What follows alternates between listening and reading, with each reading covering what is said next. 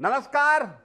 एक बार फिर शकील साजिद हाजिर है आपके सामने हमारा खास कार्यक्रम चर्चा है लेकर, जिसमें हम कोशिश करते हैं कि हाल के दिनों में, आज या बीते दिनों में जो चीजें बहुत चर्चा में रही हैं उनके बारे में आपसे बात करने की, आपकी प्रतिक्रियाएं जानने की। शुरू करते हैं। मध्य प्रदेश और राजस्थान में जहरीले कफ सिरप से बच्चों की मौत का मामला अब देश भर की तवज्जो का सब्जेक्ट बन गया है। इस कड़ी कार्रवाई के बीच पुलिस ने कोल्ड ड्रिंक्स कफ सिरप बनाने वाले कंपनी श्रीसन मेडिकल्स के मालिक रंगनाथन को हिरासत में ले लिया है। मामले की शुरुआत उस दर्दनाक खबर से हुई थी कि मध्य प्रदेश में कुछ बच्चे संदिग्ध कफ सिरप पीने के बाद गंभीर बीमार हुए और अलग अलग रिपोर्टों में 21 से 24 बच्चों की मौत दर्ज की गई। परिवार और स्थानीय लोगों पर दुख का पहाड़ टूट पड़ा। वे सब एक साथ आक्रोशित हो उठे और घटना ने पूरे देश को झकझोर दिया। यह गिरफ्तारी एक विशेष जांच के बाद हुई है रंगनाथन की। पुलिस ने पहले इस केस की गंभीरता को देखते हुए विशेष जांच दल एसआईटी बनाया था, जो फरार आरोपियों की खोज में जुटा था। रंगनाथन की गिरफ्तारी को जांच में बड़ी सफलता माना जा रहा है और उससे फिलहाल पूछताछ जारी है। पुलिस ने पहले ही फरार मालिकों के लिए इनाम भी रखा था। जिसने भी जानकारी दी उसे 20,000 रुपए का नकद इनाम देने की बात कही थी।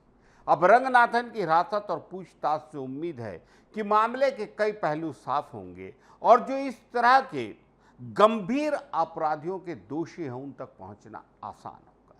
इस बीच केंद्र सरकार ने भी सख्त कदम उठाए हैं। स्वास्थ्य मंत्रालय ने केंद्रीय औषधि मानक नियंत्रण संगठन को सक्रिय कर दिया है और सीडीएससीओ ने देश भर में सभी कफ सिरप बनाने वाली कंपनियों का ऑडिट करने का निर्देश दिया है। इसके लिए राज्यों और केंद्र शासित प्रदेशों से कफ सिरप निर्माताओं की पूरी सूची मांगी गई है, ताकि हर फैक्ट्री और हर ब्रांड की गुणवत्ता जांच की जा सके। सीडीएससीओ के अधिकारी बताते हैं कि यह जरूरी है ताकि दवा बनाने वालों की निगरानी और पुख्ता हो और भविष्य में ऐसी घटनाओं को रोका जा सके। जांच में जो सबसे बड़ी चिंता सामने आई है कि कुछ कफ सिरप के नमूने में डाईएथिलीन ग्लाइकॉल डीईजी जैसे जहरीले पदार्थ पाए गए हैं। डीईजी सस्ता विलायक और इसे गलती से या मिलावट के लिए प्रयोग में लाने पर दवाओं में घातक असर होता है। डीईजी मिलने की खबर के बाद अंतर्राष्ट्रीय स्तर भी भारत की दवा सुरक्षा पर सवाल उठे हैं। इसी वजह से केंद्र ने 2 और दवाओं के कुछ बैच का उत्पादन रोकने और बाजार से वापस मंगवाने के सख्त निर्देश दिए हैं। इसमें रेडनेक्स फार्मास्यूटिकल्स की रेस्पी फ्रेश टीआर और गुजरात की शेफ फार्मा प्राइवेट लिमिटेड की रियल लाइफ नामक दवा शामिल है। इन बैचों की लैब रिपोर्ट्स में डीईजी की मात्रा अधिक पाई गई थी, इसलिए तुरंत कार्रवाई बेहद जरूरी समझी गई।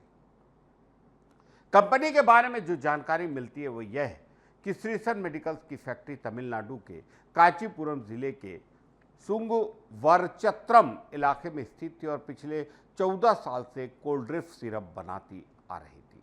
कंपनी की सप्लाई कई राज्यों में होती थी, इसलिए एक जगह हुई मिलावट का असर दूसरे राज्यों तक फैल गया।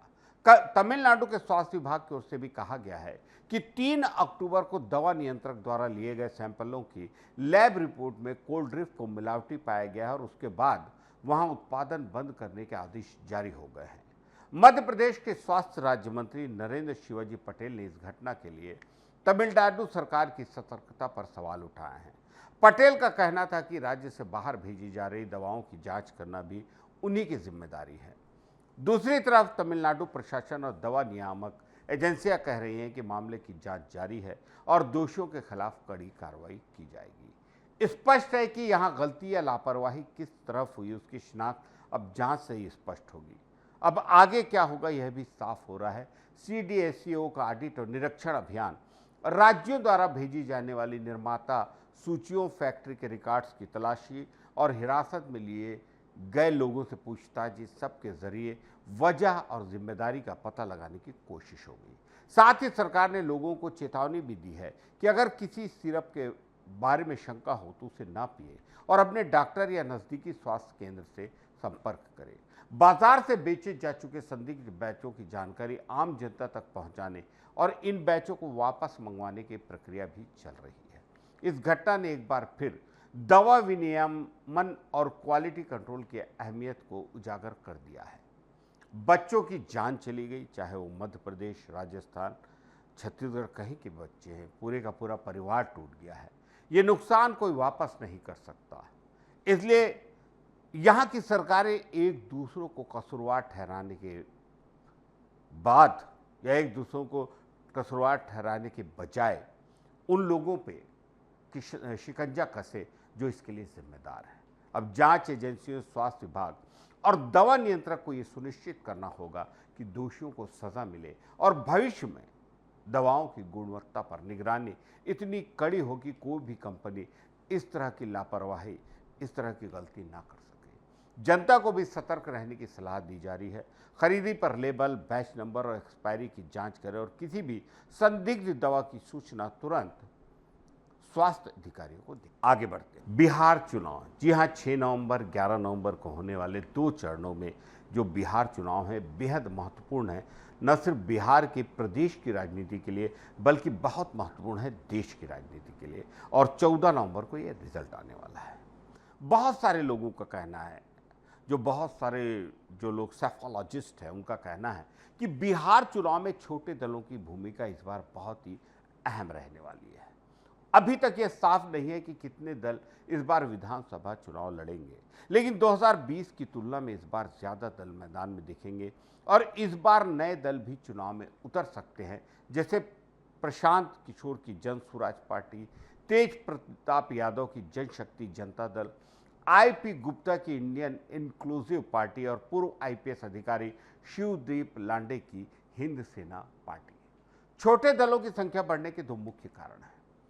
पहली वजह तो यह है कि पार्टी के टिकट पर चुनाव लड़ने वाले उम्मीदवार की जीतने की संभावना ज्यादा होती है, इसलिए ज्यादातर लोग किसी पार्टी से ही चुनाव लड़ना पसंद करते हैं। दूसरा कारण यह है कि बिहार में चुनाव असल में 2 बड़े गठबंधनों के बीच होता है, न कि सिर्फ 2 दलों के बीच। इस गठबंधन में छोटे दलों की बहुत बड़ी भूमिका होती है, अहमियत होती है। जैसा कि एनडीए में जो चिराग पासवान की जो पार्टी है, लोक शक्ति जन पार्टी, जो उनकी पार्टी है, मांझी जी की पार्टी, जो उपेंद्र कुशवाहा जी की पार्टी है, इनकी बहुत गंभीर भूमिका है और ये लोग अभी भी सीट बंटवारे को लेकर थोड़े से नाराज बताए जा रहे हैं।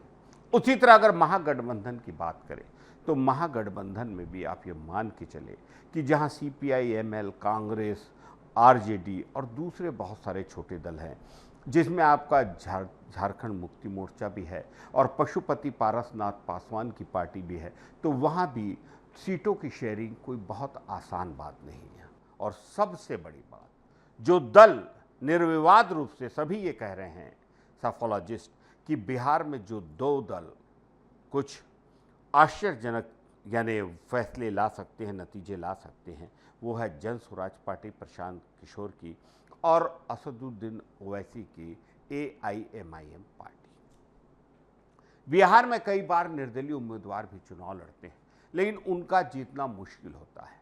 1977 से लेकर अब तक के चुनाव के आंकड़े बताते हैं कि निर्दलीय उम्मीदवार बहुत ही कम जीत पाते हैं। 2020 के चुनाव में तो सिर्फ एक ही निर्दलीय विधायक बने थे, इसलिए ज्यादातर उम्मीदवार पार्टी टिकट लेने की कोशिश करते हैं।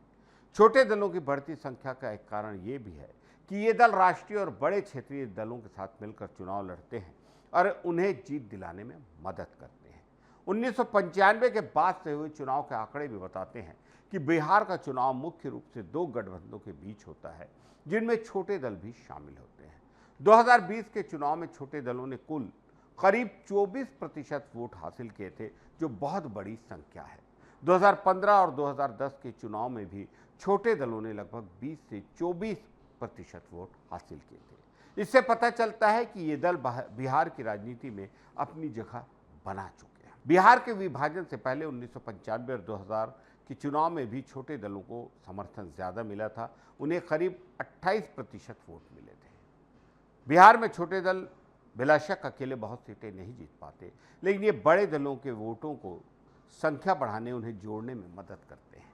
गठबंधन के इस मॉडल में छोटे दल बड़ी भूमिका निभाते हैं क्योंकि वे वोटों को बंटने से बचाते हैं, जो बिल्कुल सत्य बात है।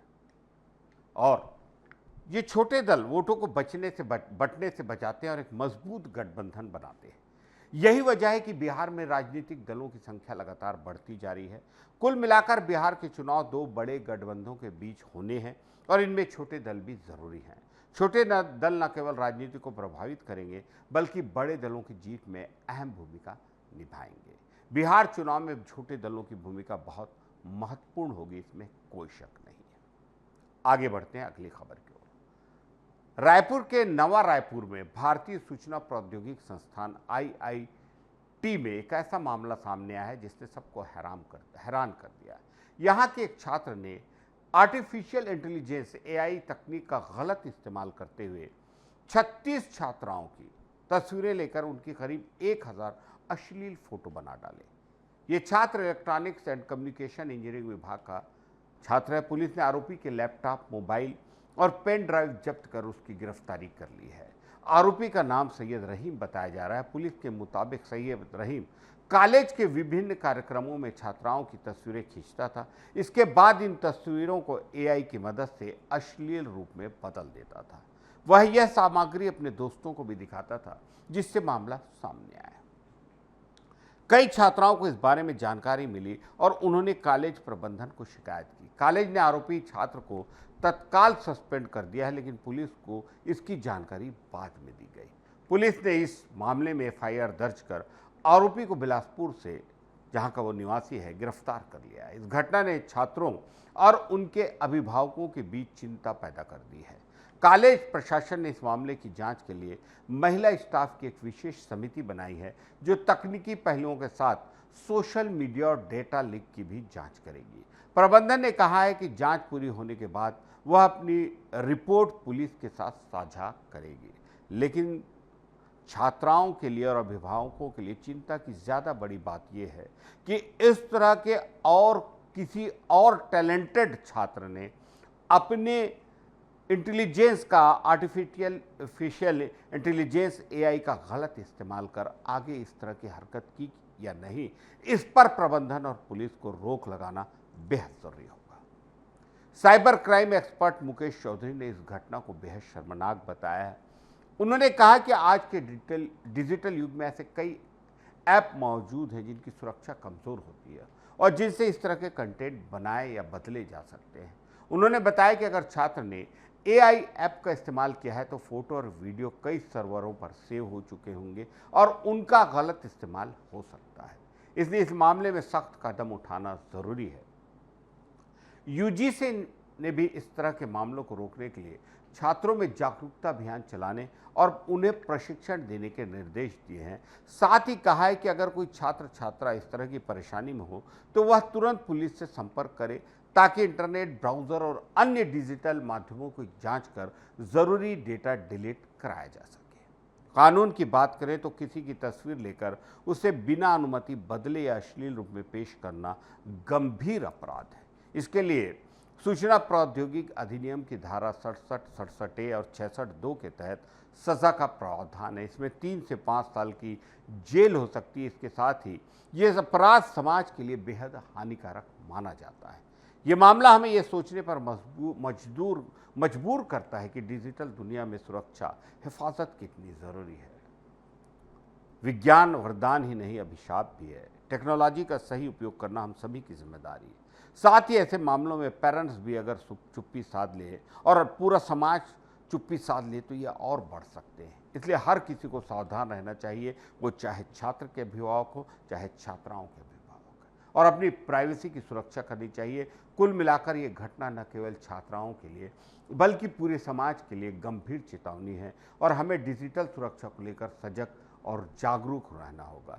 संस्थानों को भी चाहिए कि अपनी छात्रों की सुरक्षा के लिए कड़े नियम बनाएं, उन्हें नैतिक शिक्षा जरूर दें और इस तरह की घटनाओं को रोकने के लिए हर संभव कदम उठाएं। पुलिस और संबंधित विभाग भी इस मामले में तेजी से कार्रवाई कर रहे हैं ताकि दोषियों को सजा दिलाई जा सके और भविष्य में ऐसी घटनाएं ना हो। अब आगे बढ़ते हैं। आज जन्मदिन है बॉलीवुड की एवरग्रीन एक्ट्रेस रेखा का।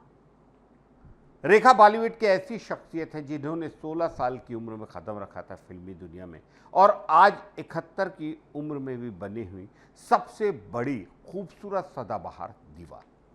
जी हाँ, हम बात कर रहे हैं उसी रेखा जी की। रेखा जी का पूरा नाम है भानु रेखा गणेशन और उनकी कहानी जितनी दिलचस्प है उतना ही संघर्ष भरा है उनका जीवन। एक छोटे से शहर से आई लड़की जिसे शुरू में फिल्मों में घेरा गया, सांवली, सलोनी और गुड़िया जैसी, पर जिसने सबकी बातों को ठेगा दिखाकर अपनी मेहनत और टैलेंट से बॉलीवुड में एक मुकाम बनाया।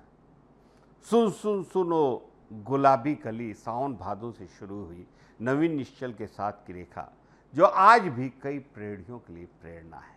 उनका सफ़र शुरू हुआ तेलुगु फिल्म रेगुलर रत्नम से, जहां वह एक बाल कलाकार थी। इसके बाद कन्नड़ फिल्मों में उन्होंने काम किया, लेकिन असली पहचान मिली 1970 में आई सावन भादों से, जिसने उन्हें बॉलीवुड की चमकती हुई नई नायिका बना दिया। 70 और 90 के दशक के बीच रेखा ने मुकद्दर का सिकंदर अमिताभ बच्चन साहब के साथ, खून भरी मांग कबीर बेदी के साथ, सुहाग सिलसिला मिस्टर नटवरलाल अमिताभ बच्चन साहब के साथ, बीवी हो तो ऐसी जैसी सुपरहिट फिल्मों में अपनी दमदार अदाकारी से छाप छोड़ी और सबसे यादगार रही उनकी उमराव जान वाली भूमिका, जिसने उन्हें राष्ट्रीय पुरस्कार से भी नवाजा। साल 2010 में उन्हें पद्मश्री से भी सम्मानित किया गया। लेकिन रेखा की लाइफ सिर्फ फिल्मों तक सीमित नहीं रही, उनकी पर्सनल लाइफ भी खूब चर्चा में रही। अमिताभ बच्चन से लेकर जितेंद्र और विनोद मेहरा तक कई बड़े सितारों के साथ उनका नाम जुड़ा। उन्होंने कभी इस बात पर खुलकर बात नहीं की। 1990 में रेखा ने बिजनेसमैन मुकेश अग्रवाल से शादी की, पर अफसोस कि कुछ महीनों बाद ही मुकेश ने आत्महत्या कर ली। इस घटना ने रेखा को दुनिया से कुछ वक्त के लिए फिल्मी दुनिया से दूर कर दिया। तब से वे सिंगल हैं, लेकिन हमेशा लोगों के दिलों में बनी हुई हैं। उनका सिंदूर लगाना भी हमेशा से लोगों की नज़र में रहता है। एक बार राष्ट्रीय पुरस्कार समारोह में पूर्व राष्ट्रपति नीलम संजीवा रेड्डी ने पूछा, सिंदूर क्यों लगाती हैं? तो रेखा ने हंसते हुए कहा, जहां मैं रहती हूं वहां यह आम बात है, मुझे लगता है यह मुझे अच्छा लगता है। यहां तक कि शुरुआत में जब रेखा का रंग रूप और उनकी शैली का मजाक उड़ाया जाता था तो उन्होंने हार नहीं मानी। लोगों की बातों ने उन्हें और भी मजबूत बना दिया। योग को अपनाया, वजन कम किया और अपने अभिनय को शानदार धार दी। फिर घर जैसी फिल्मों में गुलजार साहब की ऐसा अभिनय किया कि सभी आलोचक भी दम रह गए। फिर क्या था मुकद्दर का सिकंदर, मिस्टर नटवरलाल, खूबसूरत जैसी फिल्मों से उन्होंने साबित कर दिया कि रेखा अकेले दम पर भी फिल्मों को सबल बना सकती। उनकी ऑन स्क्रीन और of screen chemistry Amitabh Bachchan के साथ भी खूब चर्चा में आई। उमराव जान, कलयुग जैसी फिल्मों से उन्होंने अपने अभिनय को और महत्ता बढ़ा दी। मुश्किलों से लड़ते हुए आलोचनाओं को धता बताकर बॉलीवुड की सदाबहार दीवा बनी, जो आज भी अपनी स्टाइल, अपने फिटनेस और अपने अभिनय के लिए जानी जाती है। रेखा की कहानी हमें सिखाती है तो जुनून हो, उम्र सिर्फ एक नंबर है और असली खूबसूरती आत्मा में होती है। आगे बढ़ते हैं।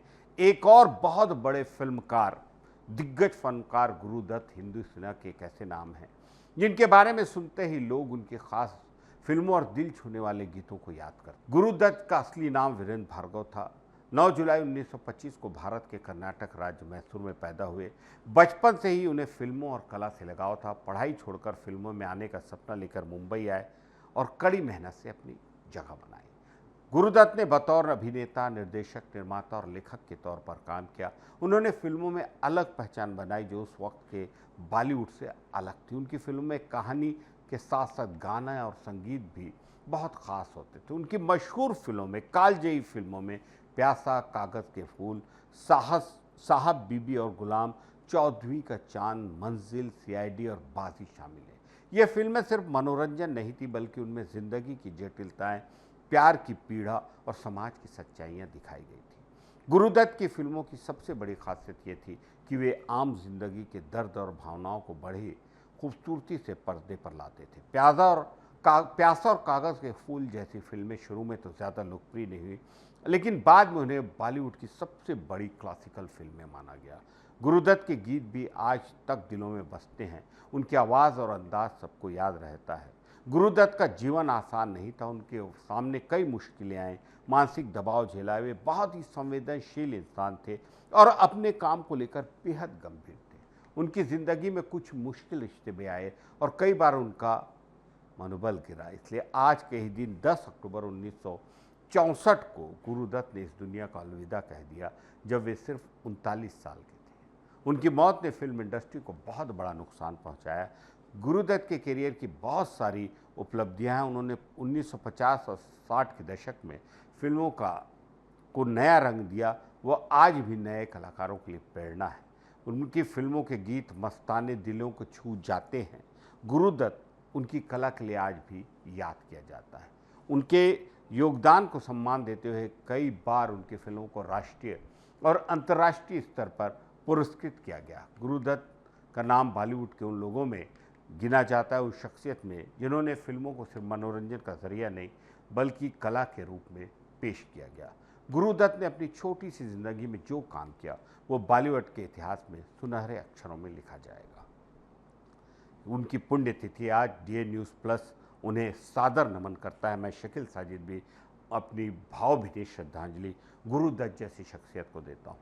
आज ही छत्तीसगढ़ के जो टेबल टेनिस एसोसिएशन के जो पदाधिकारी हैं और Akhil Bharatiya table tennis association के जो राष्ट्रीय उपाध्यक्ष हैं शरद शुक्ला भाई का भी जन्मदिन है। डीए न्यूज़ प्लस परिवार और शकील साजिद शरद शुक्ला जी को भी बहुत बहुत बधाइयाँ और शुभकामनाएं देता है। आज के लिए इतना ही। नमस्कार।